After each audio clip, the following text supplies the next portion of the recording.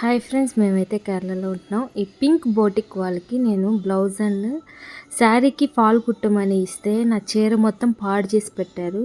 అసలు అంతా డ్యామేజ్ చేసి పెట్టారు. ఇక్కడైతే చూడండి, అదంతా మురికి రెడ్డిష్గా ఏదో ఉంది, అంటే ఏదో చక్రంలో పెట్టినట్టు ఉంది చీర అంతా.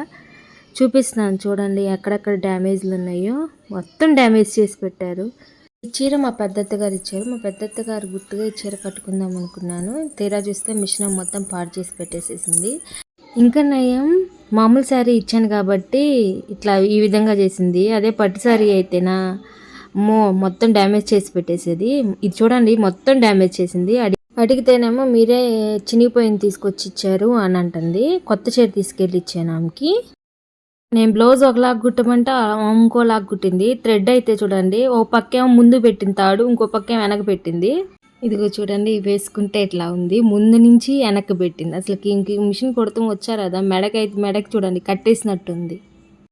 ఇలా మోసాలు చేసేవాళ్ళు కూడా ఉంటారు. మీరు కూడా పరిశీలించి చెక్ చేసుకొని స్టిచ్చింగ్ చేయండి. నాకు జరిగినట్టు మీకు జరగకూడదని ఈ వీడియో తీసి అప్లోడ్ చేస్తున్నాను.